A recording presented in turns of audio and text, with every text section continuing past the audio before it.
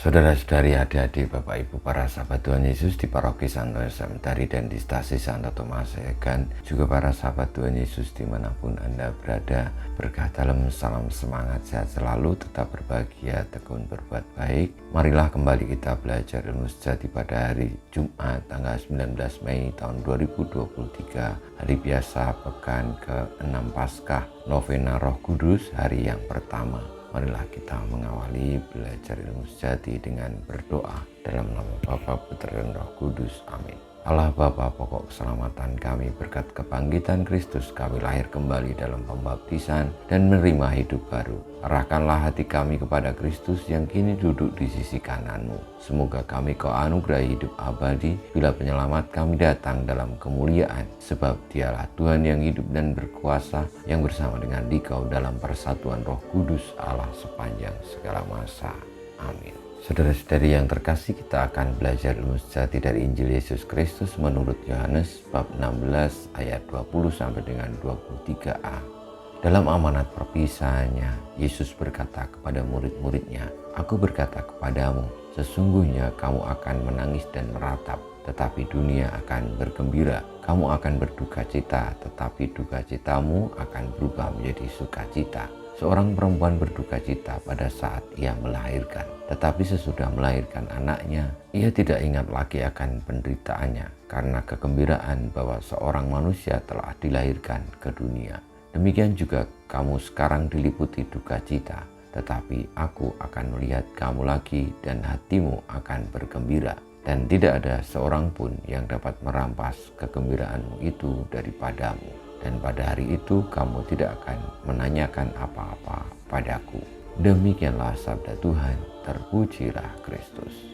Para sahabat Tuhan Yesus yang terkasih, dalam amanat perpisahannya Tuhan Yesus bersabda kepada para muridnya untuk tetap teguh di dalam segala tantangan dan kesulitan, segala duka cita dalam menjalani hidup ini, karena berpegang teguh kepada kebaikan, kebenaran.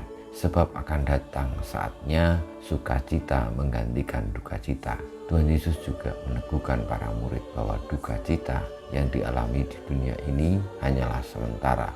Dan ketika duka cita sebagai konsekuensi dari perjuangan untuk meraih, menuju, menemukan yang sejati, maka kebahagiaan yang akan dianugerahkan tidak akan bisa dirampas dari siapapun dan akan kekal senantiasa. Kegembiraan yang dimaksud oleh Tuhan Yesus adalah sebagaimana dalam peribahasa bahasa Indonesia, berakit-rakit dahulu, berenang-renang kemudian. Artinya bersakit-sakit dahulu lalu bersenang-senang kemudian.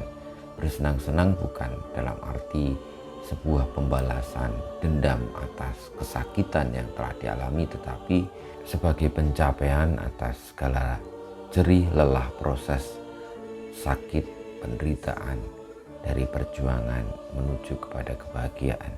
Sehingga bukan soal pahala, bukan juga soal jual beli, tetapi memang menjadi kenyataan yang akan dialami ketika kita bertekun di dalam kebaikan meskipun kita akan menderita.